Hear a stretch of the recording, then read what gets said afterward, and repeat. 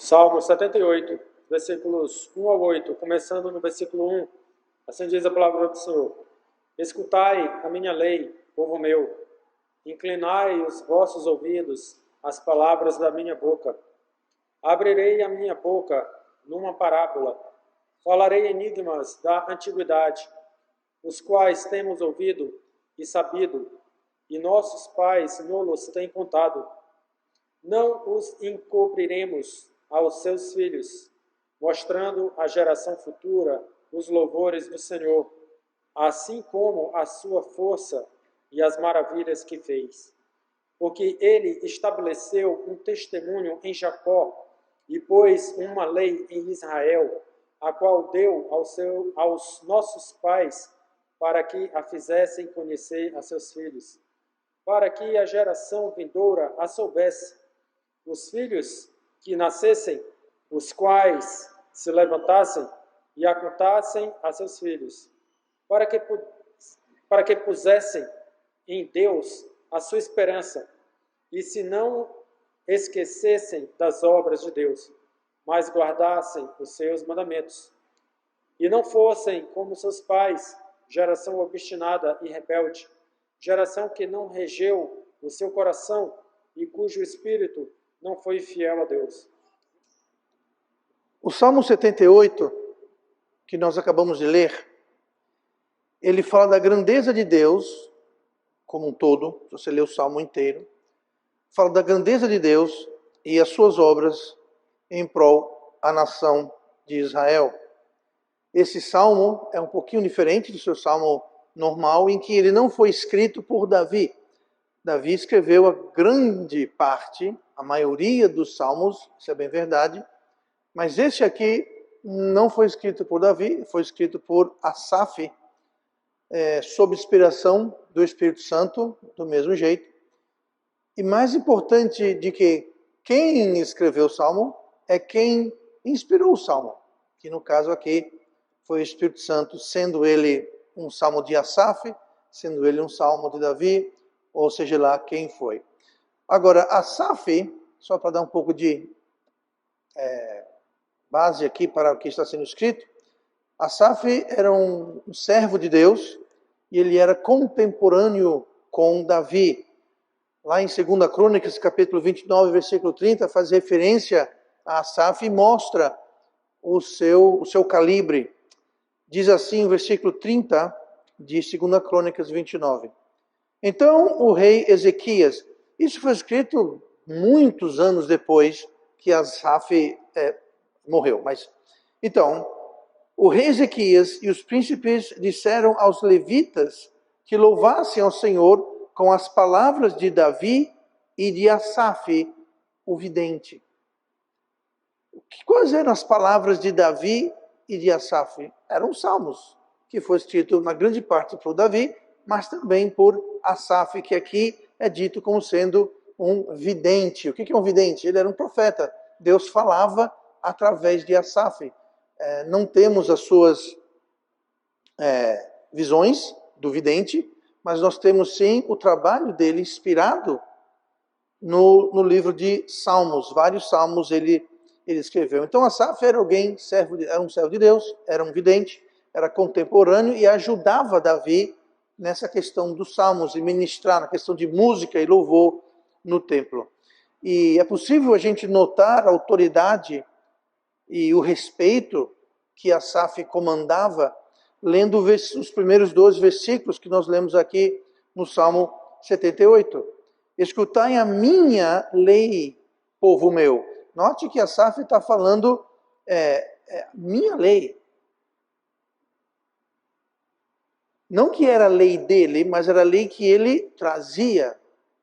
Assim como Paulo falava no Novo Testamento, ele fala que devemos obedecer, diz Paulo, no meu evangelho. Já que não era o evangelho de Paulo, era o evangelho de Jesus Cristo, mas Deus havia confiado o evangelho a Paulo, e Paulo falou, ouça o meu evangelho.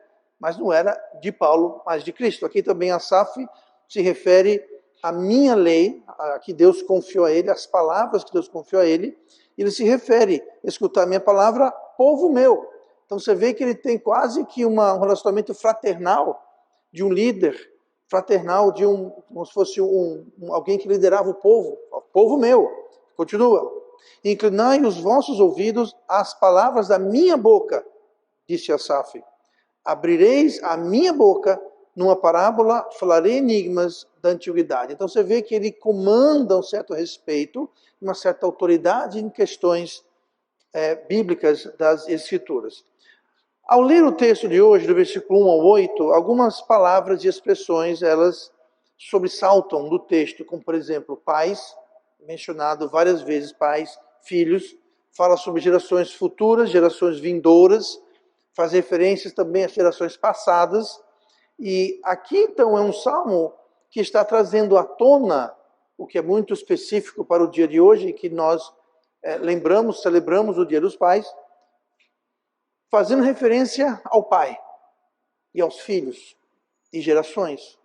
E hoje eu queria falar no tema o pai na obra de Deus. O pai na obra de Deus. E quando eu digo o pai, me refiro àquela figura, àquela posição, aquele chamado, aquele ministério que é ser um pai. E como Deus usa isso em sua obra. Olhem comigo, por favor, no versículo 5 do Salmo 78, onde nós podemos ver que Deus usa a figura do pai, o papel do pai, a pessoa, a posição do pai, para iniciar sua obra.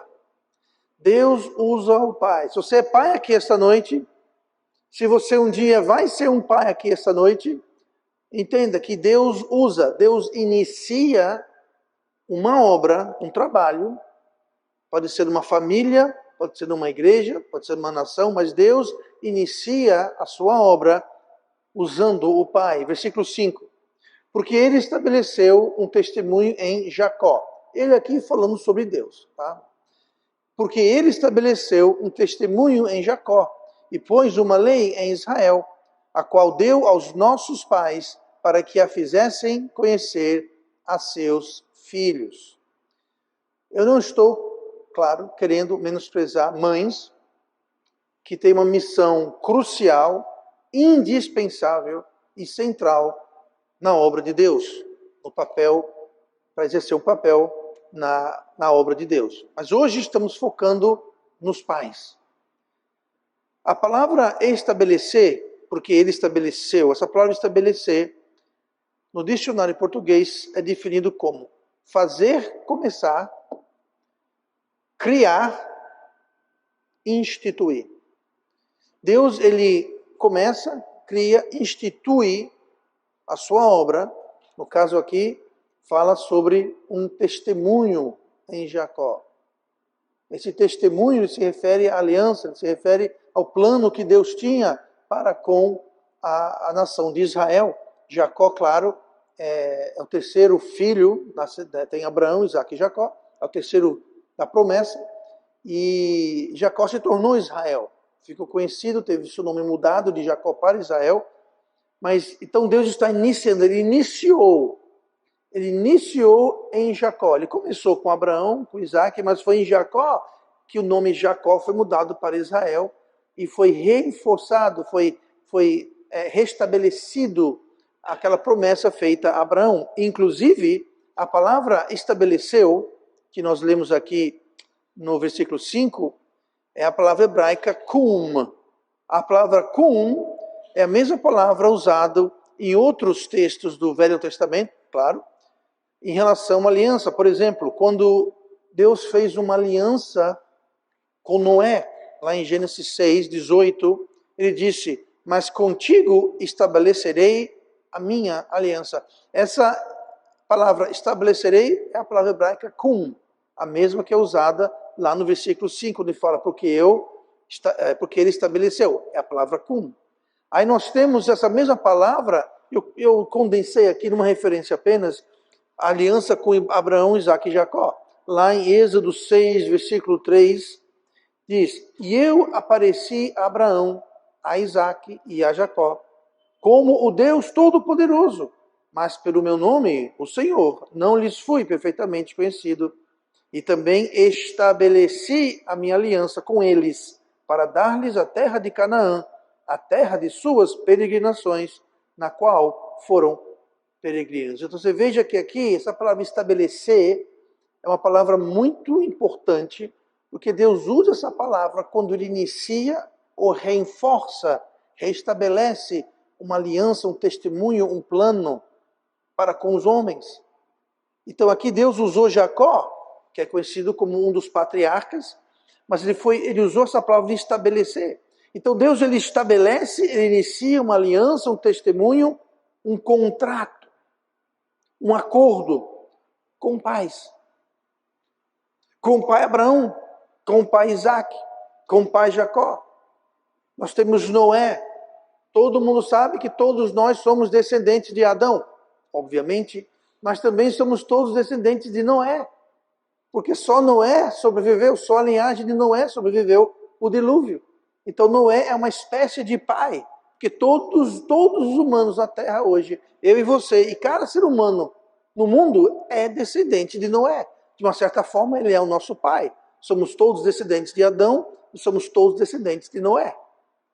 Mas Deus sempre usa a figura e a posição e o ministério, o trabalho de um pai para restabelecer esse contrato, essa aliança, esse testemunho, esse acordo. Esta é a magnitude do que estamos falando. Deus quer fazer uma obra nesta igreja e, mais importante, na sua família. E Deus vai começar a fazer esta obra através do pai. Ele vai chamar o pai. Repetindo, não há menosprezo pela figura da mãe ou pela figura dos filhos, mas Deus inicia, estabelece através do pai. Estamos focando hoje no pai. Então, sendo essa responsabilidade dos pais, qual a missão? Qual o contrato? Qual a aliança? Qual o nosso dever? Versículo 5, para que a fizessem conhecer a seus filhos. Deus mostrou para os pais, para que fizesse saber aos seus filhos. A missão é a gente propagar, é a gente perpetuar, é a gente passar e repassar adiante aquilo para o qual Deus nos chamou, aquele acordo, aquela aliança, aquele contrato, aquele plano que Deus iniciou em nós, ou foi iniciado antes de nós, talvez inicie com você. No meu caso, eu fui o primeiro crente salvo da minha família. Meu pai não era crente. Meu avô não era crente. Deus iniciou comigo através de um pai. Foi a mim, nada especial de mim, mas Deus iniciou comigo. Deus inicia, estabelece a sua aliança pela via dos pais. E temos que lembrar disso. Nós temos que descobrir, aprender, obedecer e passar adiante. É muito importante e é preciso que haja essas 4 coisas. Descobrir, aprender, obedecer e passar adiante. Uma depende da outra. Você não pode passar adiante se você não obedecer. Você não pode obedecer se você não aprender. Você não pode aprender se você não descobrir. Então você precisa descobrir, aprender, obedecer e passar adiante. O obedecer faz parte do passar adiante. O obedecer são as ações, não são só palavras, são ações, são os hábitos. É aquilo que você vive, que você mostra, que você evidencia, o que os seus filhos enxergam, observam, assistem em você. Então, se você não obedece, se você não aprende, se você não descobre como passar adiante, não vai. Você falhará nessa missão, você falhará nessa obra, pai. Não basta só descobrir. Não basta só aprender. Não basta ter um conhecimento teórico. É preciso viver, obedecer. E assim passamos adiante. É assim que fazemos conhecer os nossos filhos. Não vá dizer ao seu filho a importância de ler a Bíblia se você não lê a Bíblia. Você não vai passar adiante a importância de oração se você não tem uma vida de oração. Não venha passar aos seus filhos a importância de Deus, da sua obra, se você não demonstra, não vive essa importância de Deus na sua vida pessoal, em casa, na família. Porque é lá que conta. Não é o seu comportamento na igreja que vai impactar seus filhos, tanto quanto o comportamento no dia a dia. Com cada decisão, com cada exemplo, em tudo aquilo que a gente faz, fala, reage, decide e escolhe. Cada escolha está passando ou não adiante essa missão de fazer conhecer aos nossos filhos aquilo que Deus nos propôs, quer nos fazer. Então, qual a responsabilidade dos pais? É passar adiante, para que seus filhos conheçam. Para que seus filhos conheçam. Olha comigo no versículo seguinte, versículo 6. Deus, ele usa o pai para iniciar a obra. Deus usa futuros pais para perpetuar a sua obra. Você está aqui dizendo, pastor, eu não sou pai. Um dia vai, provavelmente, venha a ser. Deus usa os pais para iniciar e Deus usa os filhos para perpetuar essa obra. Versículo 6. Para que a geração vindoura, ou seja, o futuro, para que a geração vindoura a soubesse. Os filhos que nascessem, os quais se levantassem e a contassem a seus filhos. Está vendo como está propagando? Eu passo para os filhos e os filhos passam para os seus filhos, e aí você perpetua através dos pais presentes e através dos pais futuros. Uma grande corrente, se você imaginar, feito de elos que são interligados. É assim que se perpetua a obra de Deus. É dito que uma corrente é apenas tão forte quanto o seu elo mais fraco. E é verdade. Uma corrente só é tão forte quanto o elo mais fraco. Não seja o elo mais fraco. Não seja aquele elo que vai quebrar, enfraquecer, inutilizar, frustrar a aliança, o contrato que Deus tem, que Deus propôs, que Deus chamou a ti ou talvez aos teus pais. Se não chamou teus pais, Deus chama a ti a começar uma corrente. Essa é a importância dos pais. Perpetuar. E quando um pai deixa cair a proverbial peteca, aquela corrente, ela é quebrada. Não seja o elo fraco, não quebre a corrente, porque você responderá a Deus. Mas se você manter a corrente, você será grandemente abençoado. Você verá seus descendentes e futuras gerações sendo abençoados e usados por Deus, sendo exaltados por Deus. É uma recompensa maravilhosa. Qual então é o propósito? Qual então é o objetivo dessa chamada? Bom, ela é tríplice. Nós vemos isso no versículo 7. Para que, ou seja, o motivo para que pusessem em Deus a sua esperança. Nós queremos passar adiante o chamado, passar adiante a aliança, estabelecer o acordo, perpetuar. Para quê? Para que pusessem em Deus a sua esperança. Quem? Os seus filhos e os filhos dos seus filhos e os filhos dos seus filhos e toda a descendência pusesse em Deus a esperança deles. Continuando. E se não esquecessem das obras de Deus. A sua descendência vai esquecer daquilo que Deus fez na sua vida e na vida da família. Por quê? Porque não foi passado adiante. Não foi perpetuado a aliança, o contrato, seguindo adiante. Mas guardassem os seus mandamentos. Se deixarmos a peteca cair, se quebrarmos a corrente, nossos filhos e futuras gerações irão colocar sua esperança em outra coisa que não é o Senhor. Colocarão sua esperança, como muitos fazem, no governo. Porque o governo tal. Independente da sua persuasão ideológica e política, governo nenhum vai resolver os seus problemas. Independente de candidato, partido, ideologia, esquerda, direita, centro, para cima, para baixo, não interessa. A nossa esperança está no Senhor. Mas quando nós não perpetuamos o contrato, a aliança, as futuras gerações, aqui fala, para que pusessem em Deus a sua esperança. E quantas vezes nós vemos pessoas não fazer isso, colocar suas esperanças em outras coisas. Eles esquecerão daquilo que Deus fez e pode vir a fazer. Se nós quebrarmos a corrente, nós vamos começar a duvidar do que Deus é capaz. Porque vamos esquecer daquilo que Deus já fez.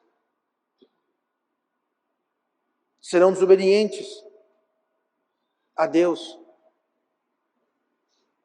Agora preste bem atenção. Todo mundo é obediente a alguém. Todo mundo. Não, eu não mereço ninguém. Obedece. Não, eu faço o que eu quero. Está aí a resposta. Você é obediente a si. Eu faço o que eu quero. Você é obediente a você mesmo. Você se torna o seu próprio Deus. Eu vou fazer o que eu quero. Fidelidade a si. E aqui está dizendo, se nós deixarmos a corrente quebrar, se a peteca cair, para que pusessem em Deus a sua esperança, não esquecessem das obras de Deus, mas guardassem os seus mandamentos. Eles vão guardar os mandamentos, sabe de quem? Deles. É o que eu quero, o que eu acho, o que eu penso, o que eu desejo. Não interessa o que Deus acha, o que Deus pensa, o que Deus quer. Isso é eu. Todo mundo obedece a alguém. Em última instância, obedece a si mesmo. Faz o que quer. Se torna o seu próprio Deus. Se deixarmos a peteca cair, é isso que vai acontecer com as gerações futuras. Mas entenda, essa responsabilidade de perpetuar o acordo, estabelecer o contrato, o chamado que Deus tem, não é apenas e tão somente dos pais, mas também dos filhos. Versículo 6. Para que geração vindoura a soubesse, os filhos que nascessem, os quais se levantassem e a contassem a seus filhos. Então não é só os pais. Essa responsabilidade é também aos filhos. Você pode estar ouvindo hoje minhas palavras e falar, pastor, eu não sou pai. Você pode não ser pai hoje, mas hoje você é filho. Você pode não ser pai hoje, mas você é um filho. Se você não fosse filho, você não estava aqui. Ou filha, sem querer menosprezar as irmãs. E entenda outra coisa, por extensão, a mãe, a mulher, a esposa está incluído no chamado, porque os dois são uma só carne. É uma equipe, é um time. Por extensão, isso se refere aos pais e às mães, mas ao mesmo tempo se refere aos filhos, porque o pai pode dar o exemplo, o pai pode ensinar, mas se os filhos não submeterem, os filhos não seguirem, os filhos não se interessarem, quebra a corrente, cai a peteca, o contrato é quebrado, o acordo é nulificado. Por quê? Porque não depende apenas dos pais, mas também dos filhos. Qual é a responsabilidade dos filhos? Que os filhos conheçam também. E não deixem a peteca cair. Porque os filhos um dia serão os pais. Hoje nós temos aqui filhos que não são pais. Um dia podem vir, provavelmente virão, a serem pais. E cabe a nós, que não somos pais ainda, quem está aqui não é pai ainda, não deixar a peteca cair, não quebrar a corrente. Olhe comigo no versículo 8. O que acontece quando a corrente é quebrada? Versículo 8. E não fossem como seus pais, geração obstinada e rebelde, geração que não regeu o seu coração e cujo espírito não foi fiel a Deus. Mais uma vez, não seja o elo fraco, não quebre a corrente. O resultado de deixar a peteca cair é trágico, é triste, é temível. São como os dias em que vivemos hoje. Os dias que vivemos hoje, nós podemos evidenciar, testemunhar os resultados de correntes quebradas. Eclesiastes 1:9. O que foi, isso é o que há de ser. O que se fez, isso se fará. De modo que nada há de novo debaixo do sol. Não há nenhuma novidade debaixo do sol. Está acontecendo, já aconteceu, vai acontecer. Não há nenhuma novidade. Corrente quebrada, peteca caída, infelizmente sempre houve e infelizmente sempre haverá. Assegure-se que não é você que vai deixar a peteca cair. Nem como pai, nem como filho, futuro pai. Não deixe a peteca cair. No versículo 8 diz, e não fossem como seus pais. Você note que em algum lugar nessa corrente que Deus estabeleceu com Jacó, que Deus iniciou com Abraão, Isaac e Jacó, com Israel, note que houve uma quebra. Houve uma quebra. Ele fala aqui, que não fossem como seus pais. E seus pais foram geração obstinada e rebelde, geração que não rega o seu coração, cujo espírito não foi fiel a Deus. Aqui se refere a um grupo de pessoas que deixaram a peteca cair, quebraram a corrente, em vez de ter pessoas que tinham esperança em Deus, que obedeciam a Deus. Agora houve uma geração que foi obstinada, rebelde, não regeu seu coração e não foi fiel a Deus. Aqui está falando sobre rejuntar a corrente. O elo quebrou, vamos juntar. Eu não conheço a genealogia da minha família particularmente, mas quem sabe houve no meu passado, na minha família, na minha linhagem, quem sabe houve alguém que era fiel, alguém que mantinha a corrente. E houve alguns que deixaram essa peteca cair. Eu não sei, eu não conheço bastante. Eu sei que existe um homem que tem o mesmo sobrenome que eu, que na mesma área geográfica que era os meus descendentes, do lado do meu avô, que ele participou na Primeira Guerra Mundial, e depois da Primeira Guerra ele se tornou, era um homem salvo, ele se tornou um missionário. E foi para a Índia como missionário. Eu não sei se eu tenho alguma ligação familiar com ele, eu não sei. É o mesmo sobrenome, da mesma área geográfica dos meus descendentes do lado do meu pai, do meu avô. Meu pai e meu avô. Mas se eu disser que ele era, eu estaria mentindo. Eu não sei. Mas suponhamos que ele fosse, por uma questão de exemplo. Em algum lugar entre aquela corrente ser quebrada e até eu entrar em cena, fazer o quê? Eu religuei, eu espero. Eu religuei, eu reconectei aquela corrente. Então nós podemos reconectar, nós podemos iniciar, mas devemos todos perpetuar essa corrente, manter essa corrente, porque Deus usa os pais. Por extensão também as mães que formam uma equipe. Um pai não pode fazer grande coisa sem o auxílio da sua esposa. Por mais bem intencionado que um pai seja, se a sua esposa não o apoia, auxilia, o ajuda. Por quê? Porque os dois são uma só carne.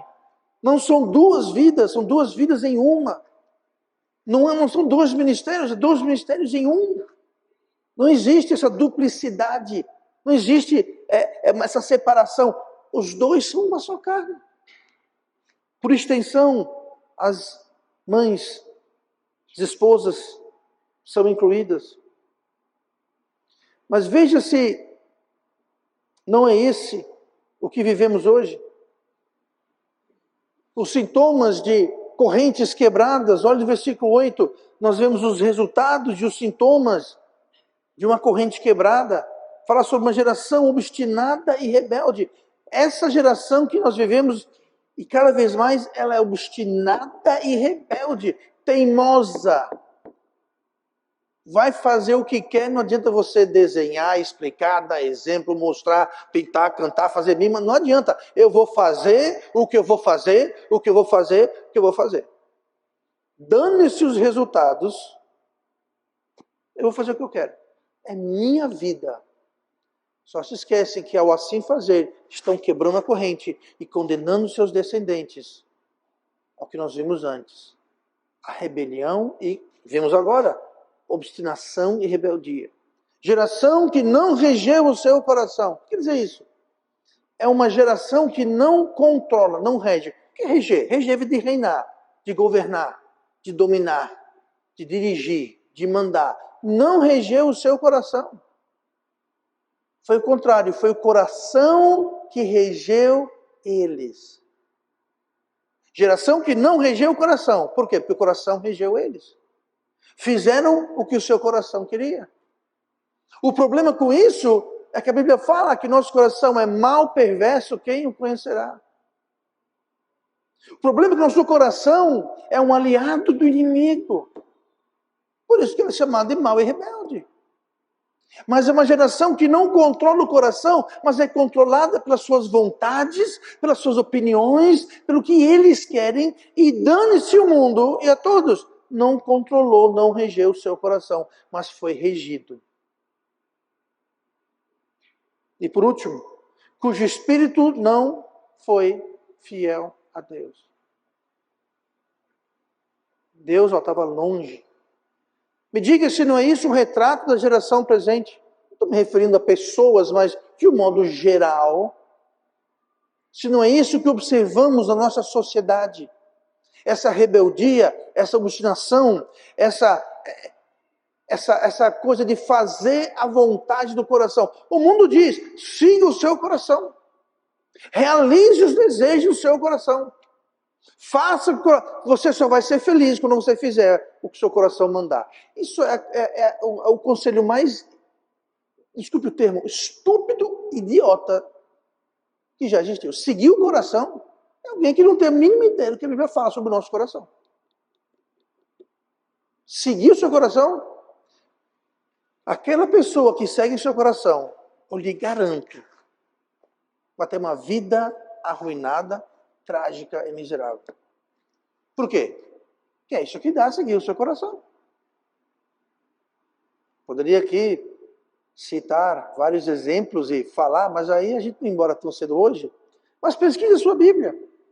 Veja as pessoas que fizeram o que queriam e como elas terminaram. Com o passar das gerações, a situação vai se agravando. E ao nos aproximarmos dos últimos dias em que vivemos, como o apóstolo Paulo profetizou, segundo Timóteo 3:1, sabe, porém, isso, que nos últimos dias sobrevirão tempos trabalhosos. Por quê? Porque as correntes foram quebradas. Não todas, mas como todas as correntes se quebraram. Porque haverá homens amantes de si mesmos, avarentos, presunçosos, soberbos, blasfemos, desobedientes a pais e mães, ingratos, profanos, sem afeto natural, irreconciliáveis, caluniadores, intemperantes, cruéis, sem amor para com os bons, traidores, obstinados, orgulhosos, mais amigos dos deleites do que amigos de Deus, tendo a aparência de piedade, mas negando a eficácia dela. Destes, afasta-te. Fique longe. Mas se eu sou um desses, aí você tem um problema existencial, né? Não seja um desses. Esses são pessoas que são o resultado e a causa de correntes quebradas. É o resultado e a causa de correntes quebradas e petecas caídas, cuja aliança estabelecida, o contrato estabelecido, caiu. Porque não foi passado ou não foi recebido. Tem aquela corrida do bastão, são 4 corredores, cada um corre 200 metros, aí passa o bastão para o outro. Pois é. O primeiro começa a corrida, corre 200 metros. Chega lá nos 200, mais ou menos 180 metros, é para o outro já está aqui esperando, já sai correndo, encontra, pega o bastão e corre. Corre mais 200. Agora, quando chega no segundo, no caso, o terceiro corredor, em vez de estar pronto já, ele está sentado ao lado do campo, tomando uma água de coco. Isso não é comigo não, quero saber não disso. O que acontece? O bastão cai, a peteca cai, a corrente é quebrada. Não adiantou nada os outros virem correndo, se esforçando, o treino, o investimento, o sacrifício para chegar lá na hora e não ter ninguém para receber o bastão. Não quebra a corrente. Não deixe o bastão cair. Não deixe a peteca cair. As consequências são severas. É triste o retrato. Pais e futuro pais. Inicie a aliança se ela não existe e passe adiante a seus filhos. Filhos, perpetue a aliança que você recebeu e passe adiante. Foi assim que Deus escolheu perpetuar a sua obra, a sua aliança, o seu testemunho aqui na terra. Sua obra mais importante, mais fundamental, é a família. É a base de tudo, é a base da igreja, é a base da sociedade, é a base de tudo. E algo sempre, constantemente sendo atacado, de várias formas e maneiras. Nesses últimos dias, então, de forma quase que insuportável. Quando a instituição da família e famílias individuais falham, o plano de Deus é afetado. E somos nós que colheremos os tristes resultados. Tristes resultados. Mães, ajudem. Mães, cooperem, colaborem. Trabalhem juntamente com os pais. Não é minha família. Não é sua família. Mas famílias pertencem e são instrumentos de Deus para perpetuar sua aliança na terra.